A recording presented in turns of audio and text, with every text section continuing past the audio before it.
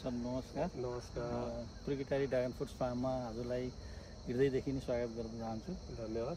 उता घरतिर त हामीले हेऱ्यौँ क्या भदौमा क्या र फर्ममा चाहिँ अहिले आज त्यही पनि अपरजट जस्तो पनि भयो है। सर चाहिँ अहिले बागवानी मुस्ताङ हुनुहुन्छ, प्रमुख हुनुहुन्छ र त्यहाँ पनि हेरियो र पहिले पनि कुरा गरेको थियो, यहाँ पनि आएर हेरियो। कस्तो लागिरहेछ सर? होइन, यो त अत्यन्त राम्रो छ। मैले त्यतिखेर पनि सेयर गरेको थिएँ हजुरलाई। र अब यो यति धेरै भेराइटी होइन, अब हामीले यो एक प्रकारको अध्ययन अनुसन्धान पनि भयो र एउटा व्यावसायिक हिसाबले चाहिँ हामीले नेपालमा कति गर्न सकिन्छ भन्ने खालको एउटा राम्रो परीक्षण पनि हो।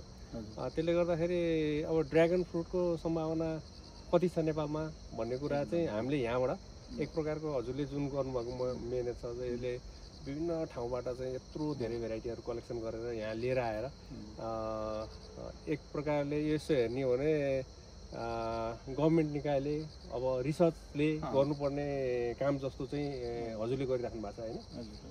र यो चाहिँ निजी क्षेत्रमा यति धेरै हुन त अब हजुर ठ्याक्कै हेर्दाखेरि कृषि क्षेत्रमै संलग्न भएको मान्छे त होइन, तैपनि अब आफ्नो जागिरे जीवन सकिसके पछाडि पनि अवकाश प्राप्त गरिसके पछाडि पनि यो लेभलको कृषिमा, त्यो पनि फलफुलमा, त्यो पनि यसमा यो नयाँ फल हो। हामी चाहिँ एकदम यो अलिकति न्यू इमर्जिङ फ्रुट्सको रूपमा चाहिँ ड्र्यागन फ्रुटलाई लिन सकिन्छ, किनभने यसको हिस्ट्री धेरै लामो छैन नेपालमा हेर्दाखेरि। हामी पहिला चाहिँ सिउँडी भनेर सिउँडी फलकै रूपमा लिने गर्थ्यौँ र यसको पनि व्यावसायिक रूपमा चाहिँ खेती गर्न सकिँदो रहेछ भन्ने कुरा चाहिँ हजुरले एक प्रकारको एउटा सबैलाई जनचेतना दिने खालको चाहिँ काम गर्नुभएको छ। अत्यन्त राम्रो छ। ठिक। मलाई चाहिँ कस्तो लाग्यो सर भने रिटायर भइसकेपछि केही न केही गरौँ भन्ने किसिमको लाग्यो। त्यसपछि यसमा ध्यान गयो र अर्को कुरा के पनि हो भने जग्गा चाहिँ बाँझो थियो, जग्गा बाँझो नराखौँ, जग्गामा केही न केही कृषि कर्म गरौँ भन्ने पनि मेरो उद्देश्य हो र अरूलाई पनि केही प्रेरणा दिन सकियोस् भन्ने मेरो उद्देश्य त्यो हो। अस्ति मैले एकजना सिग्देल, नेपालगञ्जको सिग्देल, उहाँले चाहिँ डिक फर नेपाल भन्ने चाहिँ गर्नुभएको रहेछ होइन। उहाँले पनि त्यो कृषि कर्म गर्नुपर्छ भन्ने नै हो। मलाई खुसी लाग्यो कि उहाँले त्यो पनि एउटा अभियान जस्तो पनि बनाउनु भएको रहेछ। उहाँसँग पनि फोनबाट सम्पर्क भयो र यस्तो बाँझा जग्गाहरू चाहिँ मतलब खाली राख्नुहुन्न भन्ने एउटा त्यो चाहिँ मलाई लागेको। र अहिले पछिल्लो दिनमा जब चाइना गएर आएँ दसैँभन्दा पछाडि, त्यो चाइनाको खेती प्रविधि हेर्दाखेरि त असाध्यै राम्रो र फाइदाजनक लाग्यो। यो टायर सिस्टममा मान्छेहरूले गरिरहँदा मैले यो ट्रेली सिस्टम भित्राएको हो। ट्रेली सिस्टममा पनि टायरको भन्दा यो धेरै फाइदाजनक छ। अनि योभन्दा पनि बढी फाइदा चाइनाले के गर्दो रहेछ सर भने जस्तो यहाँबाट एउटा लेयर हाल्राख्दो रहेछ, एउटा लेयर यसरी राख्यो अनि अर्को लेयर यसरी तलसम्म पुरै फल लाग्ने र डबल। र यसमा अरू दुईवटा प्लान्ट लगाउन सक्यो कि मैले चाहिँ पहिला टायर सिस्टममा चाहिँ मतलब दुईवटा पोलको बिचमा चाहिँ राख्दाखेरि के अरे बढी हुन्छ भन्ने हिसाबले सोचिरहँदा अझ योभन्दा पनि बाक्लो बनाउन पाइने रहेछ भने त्यति नै जग्गाबाट बढी उत्पादन लिन सक्यो। हजुरको चाहिँ 4 बिघा नेपालमा 4 बिघामा हुने उत्पादन उनीहरूले 1 बिघामा निकाल्दो रहेछ कि त्यति घना लगाउँदो रहेछ। त्यो घना लगाइरहँदाखेरि हजुरको चाहिँ मतलब न्युट्रियन्स चाहिँ वर्षको 4 पटक दिँदो रहेछ है, जम्मै ड्रिपबाट दिने रहेछ कि। अब मैले भिजिट गरेका चाहिँ 700 बिघादेखि लिएर हजुरको 1200 बिघासम्म 1200 बिघासम्मको फर्महरू भिजिट गरेँ चाइनामा। अनि एकदमै त्यो के एडभान्स तरिकाले लगाइएको र उत्पादन प्रशस्त लिने। त्यो ब्रिक्स पनि मैले चेक गरेँ, रेफ्र्याक्टोमिटर मैले घरबाटै लिएर गएको थिएँ, यहीँबाट नेपालबाट लिएर गएको थिएँ। 21.4 21 प्लस चाहिँ ब्रिक्स आयो। त्यो ब्रिक्स पनि त्यतिकै हाई। अनि तिनीहरूको टेक्नोलोजी पनि त्यत्तिकै मतलब भनिहालेँ नि, नेपालमा 4 बिघामा लगाउने बराबरको उनीहरूले 1 बिघा उत्पादन गरिन्छ। यहाँ 4 बिघाको बराबर त उनीहरू कति हुनु 4x4 16 बिघा त्यसरी। तर त्यसलाई चाहिँ खाद्य तत्त्वहरू हजुरको चाहिँ वर्षको 4 पटक चाहिँ ड्रिपबाट दिने रहेछ। र अर्को कुरा चाहिँ यो प्लान्टलाई स्ट्रेस नहोस् भनेर 16 डिग्री भन्दा तल टेम्परेचर आयो भने माथि यस्तो प्लास्टिक हालिदिँदो रहेछ है। हजुरको 32 डिग्री टेम्परेचर भन्दा बढी भयो भने त्यहाँ चाहिँ त्यो कालो जाली यहाँ चाहिँ नेपालमा मैले प्रायः हरियो देखेको छु, उसमा चाहिँ कालो जाली लगाएर यसलाई मतलब छाया दिएर यो चाहिँ मतलब सनबर्नबाट बचाउने। अनि यसलाई उनीहरूको भनाइ के भने प्लान्टलाई त्यो अनुसारको नेचर, उसले चाहिने नेचर अनुसारको बनाइदिनुपर्छ, त्यसलाई खाद्य तत्त्व जसरी दिनुपर्छ भन्ने, त्यो स्टेसै दिनु हुँदैन भन्ने किसिमको त्यो पाएँ। भियतनाममा चाहिँ हजुरको अलिकति फङ्गसहरू लागेको पाइयो भने चाइनामा चाहिँ त्यस्तो किसिमको रोगहरू पनि लागेको पाइएन। त्यसरी चाहिँ मतलब देश विदेशमा गएर हेर्दै गर्दा यो चाहिँ मतलब ड्रागन खेती हामी त पछि नै अहिले पनि कुरा गरियो, पछि आयात गरेको चाहिँ मतलब फल हो र सम्भावना प्रचुर छ। यो राम्रो न्युट्रियन्स भएको अब खाना पनि सानो बच्चादेखि लिएर एकदम वृद्धलेसम्म खाना पनि मिल्ने हरेक हिसाबले सम्भावना रहेछ। यो तराईमा बढी चाहिँ हुने फल र हाम्रो पाहाडमा पनि हुने रहेछ। मेरोमा यहाँ चाहिँ जाडो सिजनमा न्यूनतममा 3 डिग्रीसम्म तल गएको थियो र त्यति साह्रो चाहिँ बिग्रेको छैन, प्लान्टहरू हेल्दी नै छ होइन, त्यही हुँदो रहेछ। अब यसलाई मैले यसपटक के चाहिँ सोचेको छु भने अलिकति परीक्षणको रूपमा अब हुन त अहिले 13 डिग्रीमा पुगिसकेको छ, अहिले चाहिँ 16 डिग्रीभन्दा तलमा चाहिँ यो प्लास्टिक हाल्नुपर्ने, मेरो त यो फ्रेमहरू सबै तयार छ, राख्नुपर्ने, अलिकति म्यानेज गरेर त्यो प्लास्टिकको अर्डर गरेर त्यो अलिकति ट्रायल गर्ने पक्षमा छु। यो के अरे 32 भन्दा माथि जाँदैन, मलाई त्यो माथि त्यो कालो जाली चाहिँ आवश्यक पर्दैन, सनबर्न यहाँ हुँदैन र त्यो चाहिँ मतलब लगाउने पक्षमा छु। र अनि उनीहरूले लाइट लगाउँदो रहेछ 15 वाटको, लाइटको विशेषता अलिक डिफ्रेन्स छ, सानो भएको हुँदो रहेछ। अब त्यो चाहिँ लाइटहरू पनि अलिकति परीक्षण गर्ने पक्षमा रहेको छु यस वर्ष, हेरौँ। र अनि म के भन्न चाहन्छु भने यो ड्रागन फ्रुट्स चाहिँ मसँग अहिले चाइना गएर आइसक्यो, 100 भन्दा धेरै नै माथि गइसक्यो भेराइटीहरू। र यस सम्बन्धमा मतलब विभिन्न देशमा भएका मैले अध्ययन गरेका अथवा चाहिँ मैले जानेर आएका कुराहरू नेपाली कृषकहरूलाई मैले आफूले जानेका कुराहरू सहयोग गर्न सक्छु।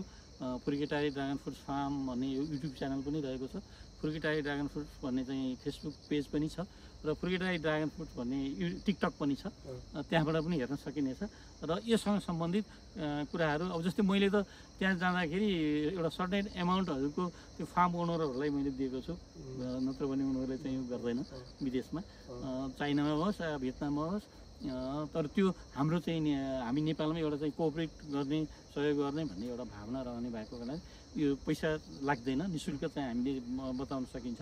र विदेशतिर त एकदम पैसा नभइकन कामै गर्दैन। अहिले युवाहरू छ नि, अहिले हजुरले जति पनि भनिराख्दाखेरि युवाहरू कसरी छटपटाइरहेछन् भन्दाखेरि अहिले कुनै पनि बिजनेस गऱ्यो भने पनि अब त्यसको सर्टेनिटी नहुने होइन, अनि त्यसले गर्दाखेरि अब कृषिमा पनि लगानी गरिहाल्यो भने मान्छे डुब्छ कि भनेर अलिकति तर्सिने डराउने खालको छ। जस्तो अब यो फललाई हेर्ने हो भने सिउँडी फल आफैमा सिउँडी फल धेरै सिँचाइको आवश्यकता पनि नपर्ने, किन भन्दा त्यस्ता खालको पाखा बारीहरूमा चाहिँ सिँचाइ नभएका ठाउँहरू धेरै छन्, प्रशस्त छन्। सिँचाइकै कमीले गर्दाखेरि उनीहरूले भने जस्तो अरू खेतीहरू गर्न सकिरहेका छैनन् होइन। अब त्यस्ता खालका युवाहरूलाई हजुरको केही सुझाव सल्लाह?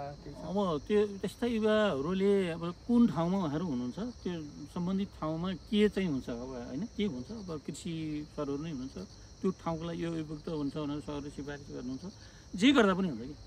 अब वनमा छ भने वनसँग सम्बन्धित कुन रुख लगायो भने छिटै चाहिँ मतलब उत्पादनमा 10 वर्ष 15 वर्षमा राम्रो, जस्तै अगाडि काँक्रा आइरहेछन् त्यस्तै होइन। अब कुनै ठाउँमा चाहिँ बाख्रा पालन होला, कुनै ठाउँमा गाई पालन होला होइन, अब कुनै ठाउँमा अब यस्तै यो निर्दर उसमा त यही हुन्छ। र यसबाट फेरि धेरै कुरा मैले 17वटा उद्योगहरूमा गएँ, यसको बाई प्रोडक्ट हुने 17वटा उत्पादन हुने उद्योगहरूमा पनि गएँ। रक्सी हुन्छ, वाइन हुन्छ, कुकिज हुन्छ होइन, हर्बल टी हुन्छ, यसरी चाहिँ मतलब यी कुराहरू पनि बनाउन सकिन्छ। एउटा कुरा के हुनुपर्ने रहेछ भने मलाई आफूले अनुभव गरेको, उनीहरूले के भने कहाँ कुन देशलाई लाने हो सिधै उत्पादन गर्छ, ग्रेडिङ गर्छ, अनि ठ्याक्क त्यहाँ कन्सल्टेन्टलाई दिन्छ। भियतनामहरूको चाइनालाई पठाइदिनु पर्ने, चाइना पनि जाँदछ भियतनामबाट, अमेरिका पठाउने कि अस्ट्रेलिया पठाउने हो कि ठ्याक्क फलहरू टिप्यो अनि ठ्याक्क त्यहाँ पठाइदियो। वा अब कुन प्रडक्टमा लाने हो, बाई प्रडक्ट कुनमा लाने हो, त्यस्तो किसानलाई त्यो उत्पादन भएको समस्या छैन। चाइनामा पनि त्यो रहेनछ। हामी कहाँ एउटा प्रब्लम के छ भने बजारको ठ्याक्क प्रब्लम, अब अलिकति दिन चाहिँ स्टक गर्नलाई अब शीत भण्डारको प्रब्लम, यी कुराहरू छन्। यी कुराहरूमा अलिकति आग्रह पनि गरेँ हजुर चाहिँ कृषि क्षेत्रमा भएको हुनाले गभर्मेन्टमा यो पोलिसीको निर्माणको लागि हजुरहरूले पनि त्यही कुनै अब मिटिङहरू हुन्छन् होइन, सेमिनारहरू हुन्छन्, यिनमा स्ट्रेसली चाहिँ हजुरहरूले त्यो पेस गर्ने र अनि नीति निर्माण गर्ने ठाउँमा जो चाहिँ मतलब हुनुहुन्छ होइन, मन्त्रालय स्तरमा होइन अथवा चाहिँ संसदमा नीति निर्माण गर्ने ठाउँमा यी कुराहरू पुर्नको लागि हामी कृषकले हजुरलाई भन्ने हो, हजुरहरूले त्यो सेमिनारहरूमा आफूभन्दा माथिल्लो चाहिँ तहको कर्मचारीहरूलाई विभागीय प्रमुख हुने हो अथवा सचिवहरूलाई भन्ने हो, उहाँहरूले पेस गर्नु पऱ्यो भने पोलिसी बनाउने ठाउँ पेस गर्नु पऱ्यो, कृषक मैत्री बनाउनु पऱ्यो, सम्भावना प्रशस्त भएको ठाउँ हो यो देश। म त अहिले विदेश गएर आइरहँदाखेरि त हाम्रो त भनौँ न हरेक छ, तराईमा चाहिँ मतलब हरेक खेती हुन्छ, पाहाडमा हुन्छ, माथि चाहिँ हिमालतिर पनि मतलब फलफुल हुन्छ, अनि त्यसपछि असाध्य सम्भावना बोकेको देश हो। पोलिसी भन्नु पऱ्यो। मलाई अहिले त्यस्तो किसिमको फिलिङ भएको छ। अब सकिन्छ मान्छेहरूलाई यो युवाहरूलाई रोक्न पनि सकिने, तर पोलिसी हाम्रो आउनुपर्छ भन्ने लाग्छ मलाई। जस्तो अब यो ड्रागन फ्रुटकै कुरा गरिराख्दाखेरि अब यो फ्रेसमा बिक्री भएन भने पनि त्यति धेरै चिन्ता गरिराख्नु पर्ने रहन्छ। यसको बाई प्रडक्टहरू हजुरले एकदम भन्नुभएको, त्यसलाई त एउटा इन्डस्ट्रीसँग लिङ्क गरेर प्रोसेसिङ इन्डस्ट्रीहरू बनाएर मजाले फ्रेसै बिक्री भएन, एकदम धेरै उत्पादन हुने भयो, हामीले सस्तोमा फाल्नु पर्यो भनेर पनि त त्यति धेरै आत्तिहाल्नु पर्ने अवस्था रहन्छ नि त। छैन त्यसलाई उद्योगको लागि सरकारले सरलीकरण गरिदिनु पर्यो। जस्तै वाइन उद्योग खोल्नु पर्यो भने के गर्न लागेको भनेर धेरै अल्झाउनु भएन कि वन्डर सिस्टमबाट चाहिँ उद्योगीले एउटा ठाउँमा गएर चाहिँ मतलब दर्ता गरिसकेपछि अहिले त्यही कर तिरेपछि उसले चाहिँ सहजसँग चाहिँ दर्ता गर्न सकोस् होइन। हर्बल टी बनाउनु पऱ्यो भने त्यसरी सकोस्, कुकिज बनाउनु पऱ्यो त्यसरी सकोस्, उद्योग सञ्चालन गर्नै हो भने अब यो भियतनामकै ठ्याक्कै म जुन फर्ममा गएको थिएँ र जुन उद्योग गएको थिएँ त्यो अमेरिकाको वालमार्टमा त्यहीँको प्रडक्ट पाइयो है, उनीहरूले अमेरिकासँग पठाउनु पऱ्यो भने हामीले किन्न सक्ने सम्भावना छ, प्रशस्त छ, तर त्यसको पोलिसीहरू कानुनहरू त्यसरी बनाइनुपर्छ भन्ने लाग्छ। यो फल त असाध्यै राम्रो फल हो, यसबाट चाहिँ एकदमै न्युट्रियन्ट्स पनि हाई छ, बाई प्रडक्ट पनि गर्न सकिन्छ, देशलाई फलफुलमा एउटा के भन्छ यसले पनि आत्मनिर्भरतर्फ जान सक्छ भन्ने लाग्छ मलाई र रोजगारीमा वृद्धि गर्न सकिन्छ भन्ने लाग्छ।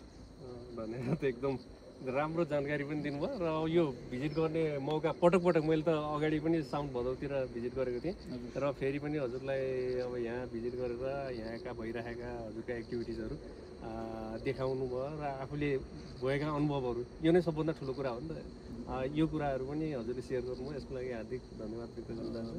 कृषि क्षेत्रकै सरहरू एउटा कार्यालय प्रमुख नै फर्म प्रमुख नै आएर एउटा कृषकलाई उत्साह र कृषकका कुराहरू सुन्ने जुन चाहिँ गर्नुभयो सधैँ त्यसको लागि पनि म आभार व्यक्त गर्दछु र अघिल्ला दिनमा पनि हामी भेट हुनेछ भन्दैछु।